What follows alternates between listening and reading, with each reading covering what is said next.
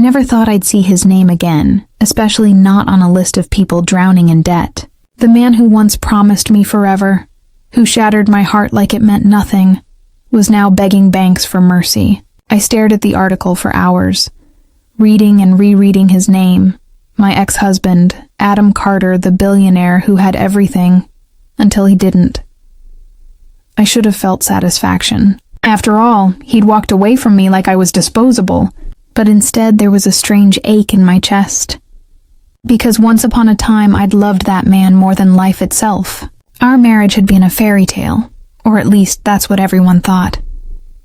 He was the rising star of the tech world, and I was the quiet designer who believed in him before anyone else did. Together we built everything from nothing, but as success came, so did secrets. I still remember the night it all fell apart, the argument, his cold voice saying, "You're just jealous, Claire. You can't stand that I don't need you anymore." I walked out with nothing but my pride. It took me years to rebuild myself, to create my own company, to prove I didn't need him either. But that night, sitting in my penthouse with the city lights flickering below, I saw something in that article that no one else did. A man completely broken. The Adam I knew had been proud, arrogant even, but never helpless. Something in me couldn't let it go. Maybe it was guilt. Maybe love doesn't just disappear, no matter how much pain it carries. I told myself it would be simple, a quiet act of kindness he'd never know about, just enough to lift him out of the mess. I called my lawyer the next morning, my voice steady but my hands trembling. "Find out how much he owes," I said, "and pay it, anonymously." The lawyer hesitated, but I didn't. I convinced myself it was closure, that I'd finally be free once I helped him. But as I signed those documents, as millions left my account under a fake trust name, I had no idea that the secret I thought would bring me peace would soon bring me face to face with the past I'd tried so hard to forget. Weeks passed after I signed the papers, and I told myself to forget it. I tried to drown in work, late-night meetings, endless projects, anything that kept my mind off him. But the truth is, every night when I closed my eyes I saw his face, the way he used to look at me when success was just a dream, when we'd sit on our tiny balcony and talk about building a life together. Back then it wasn't about money or fame, it was about us. And now, it was as if all of that had been erased by greed and pride. My assistant, Julia, noticed my distraction one morning. "You okay, Claire? You've been off lately," she asked, her voice gentle. I forced a smile.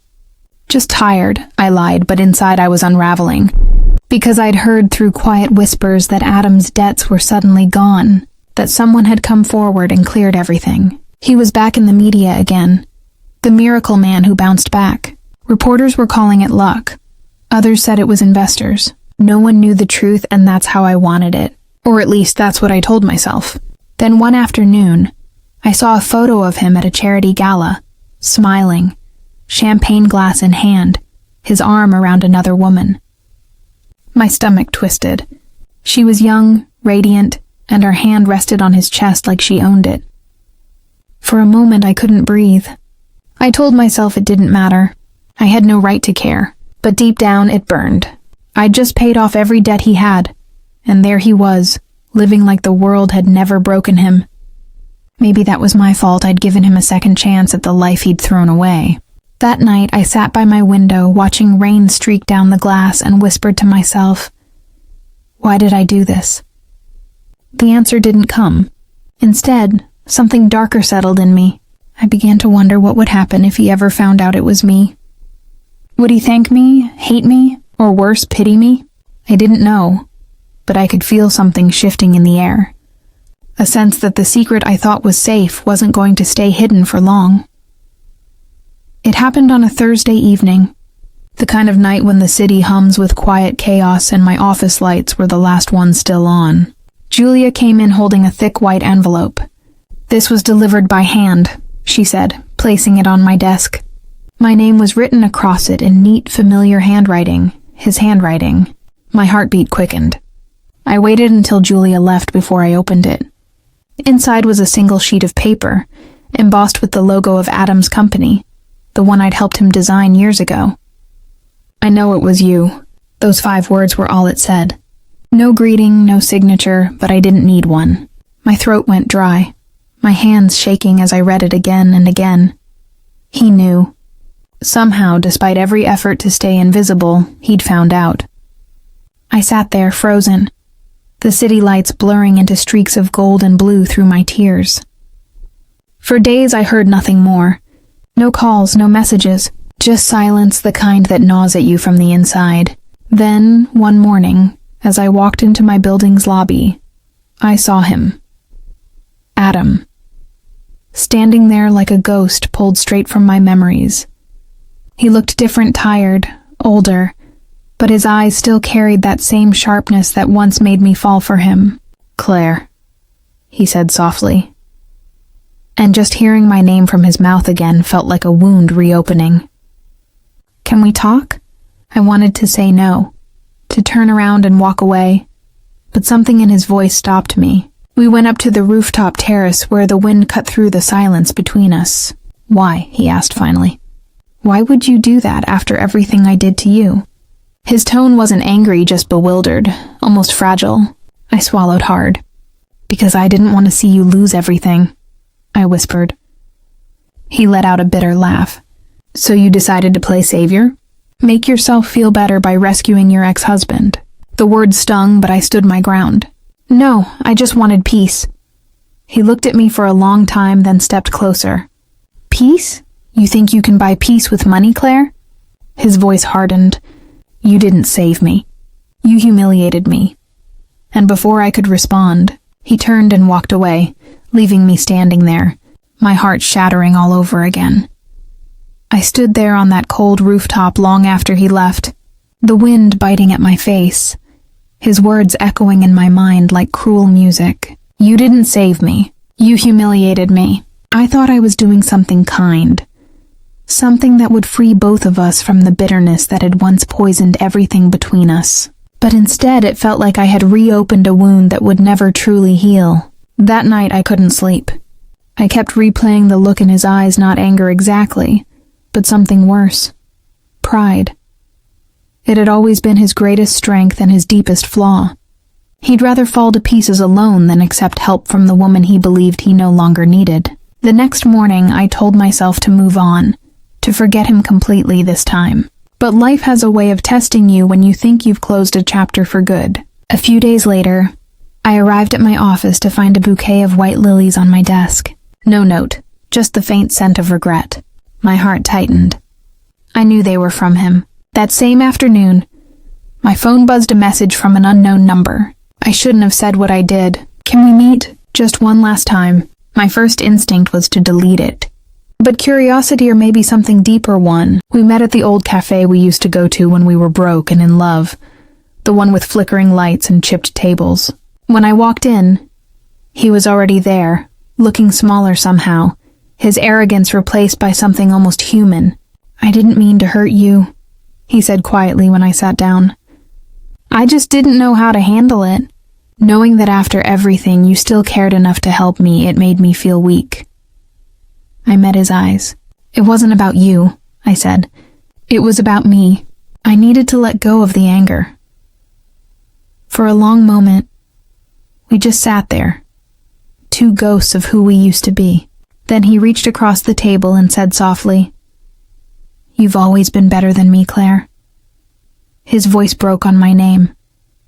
And I think that's what scared me the most. For a moment, the world around us seemed to stop.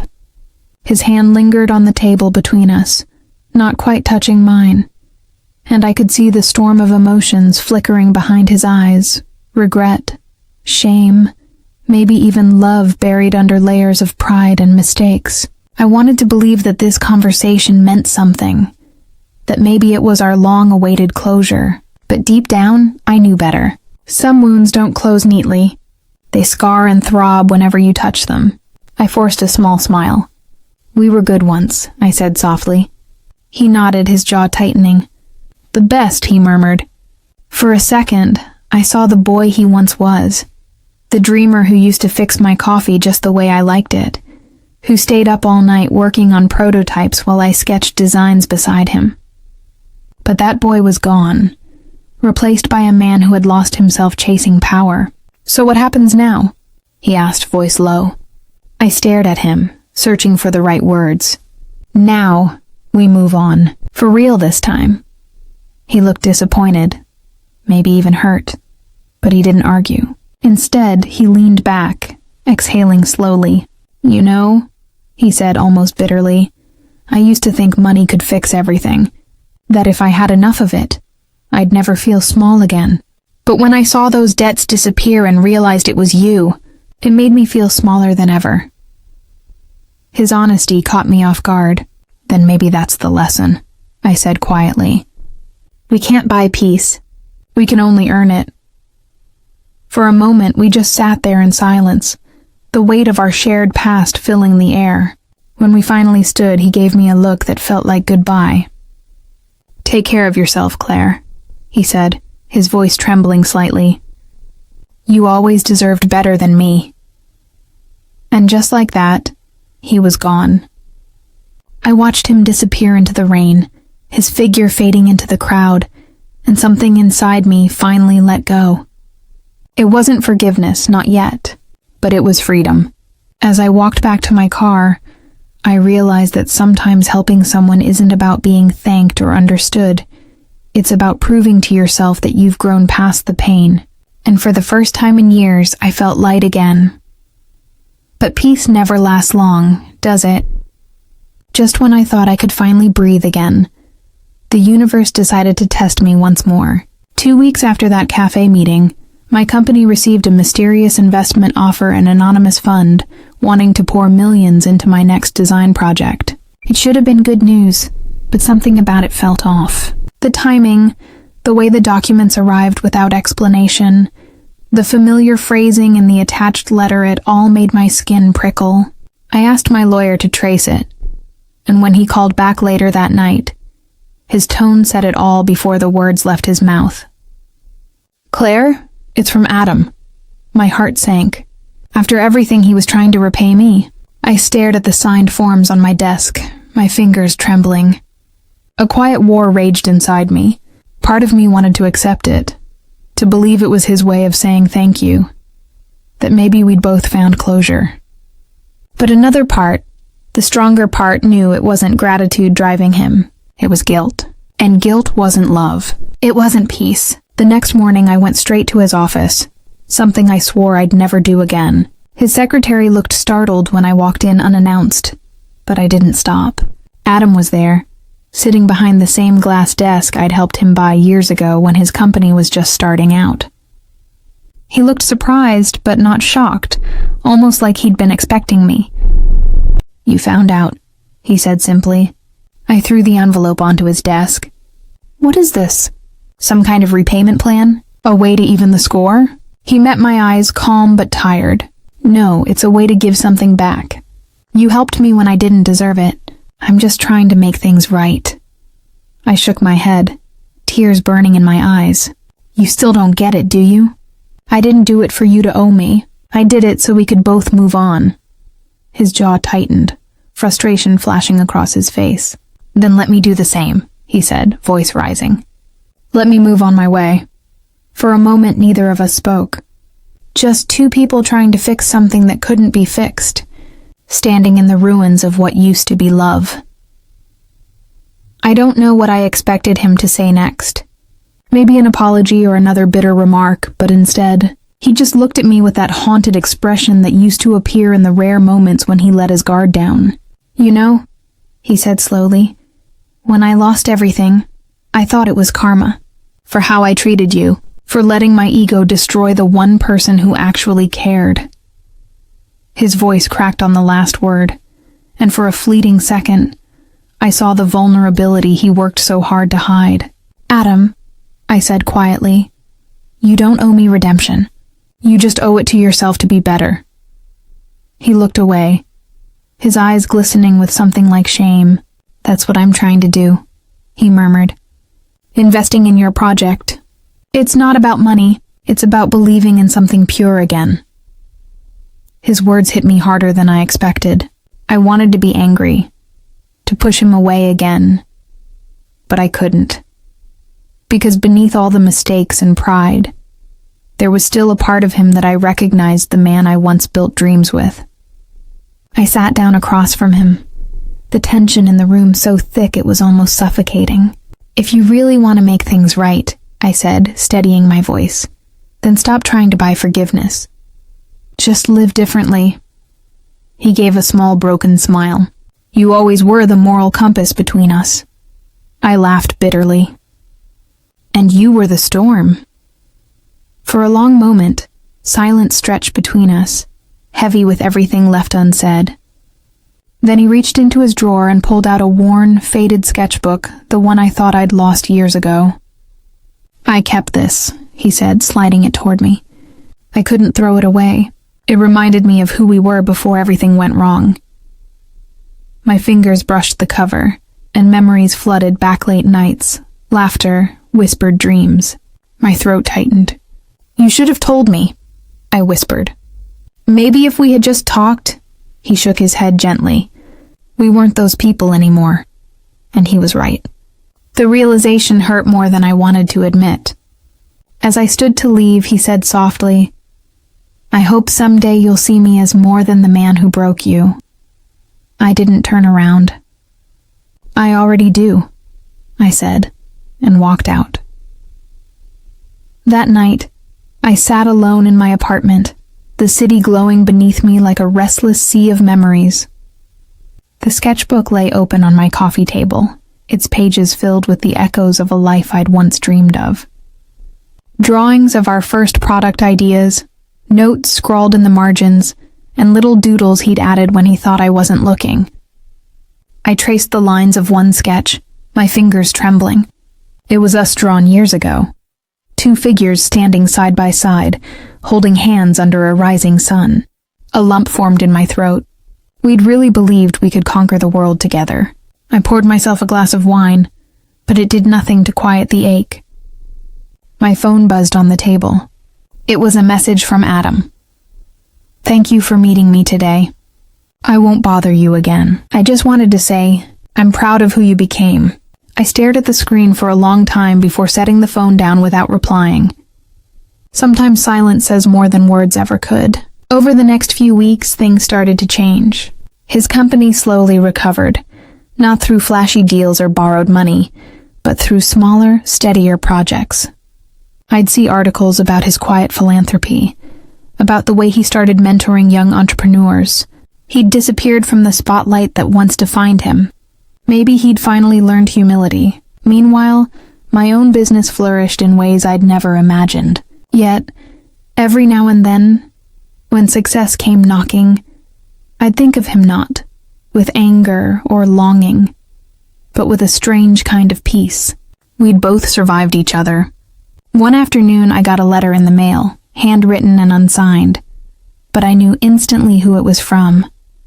"You were right. Money doesn't buy peace, but forgiveness does. I hope you found both." I smiled through tears I didn't know were coming. For the first time, I realized that forgiveness wasn't something you give to others. It's something you give to yourself when you stop carrying the weight of what broke you. I closed the letter and placed it inside the sketchbook, between the pages of our beginnings. It didn't hurt anymore. It felt complete.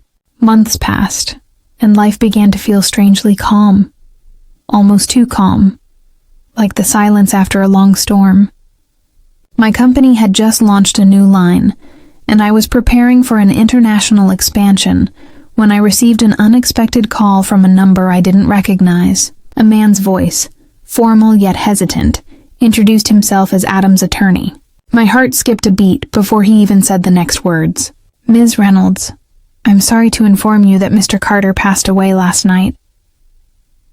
For a moment, I couldn't breathe.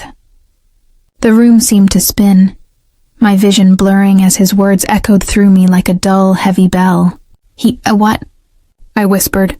"It was sudden," the lawyer continued gently. "A cardiac arrest. He was alone at his home." I sat there in silence, gripping the edge of my desk, 1,000 emotions flooding through me: shock, sadness, disbelief, and a quiet kind of sorrow that felt almost unfair.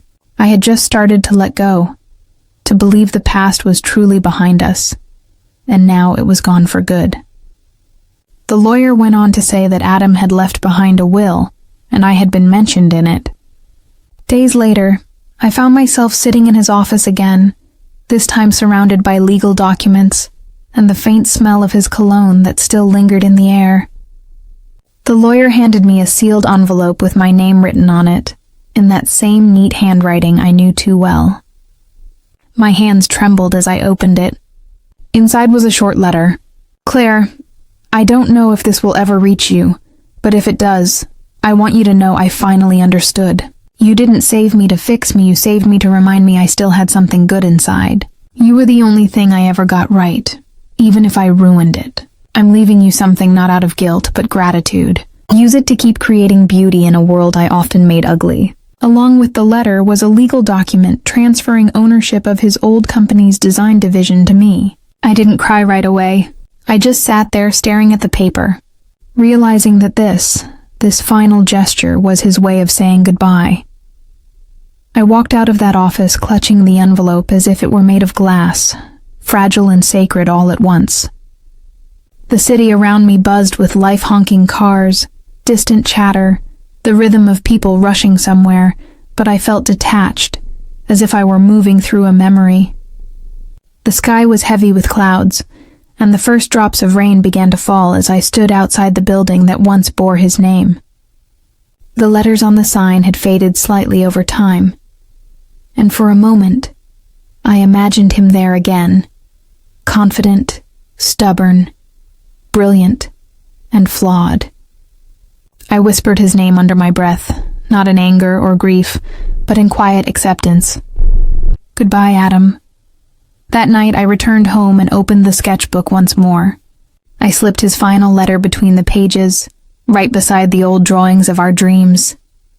Then I poured myself a glass of wine and sat by the window, watching the rain blur the city lights into streaks of gold and silver. For years I'd carried the weight of what we'd lost, believing that closure would come from an apology, a confession, something tangible. But now I understood it came from the silence that followed forgiveness, from the peace that blooms when you stop expecting the past to make sense. His final gift wasn't the company or the money.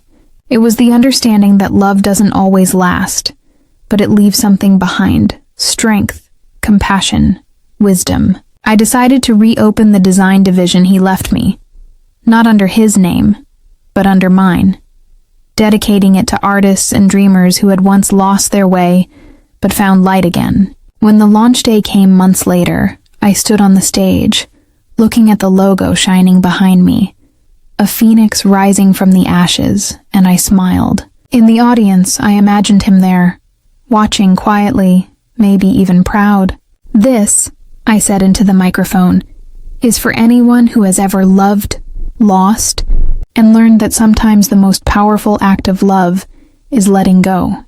The applause echoed through the hall, and in that moment, I felt truly free. The story of Adam and me wasn't one of tragedy anymore. It was one of transformation, of endings that became beginnings.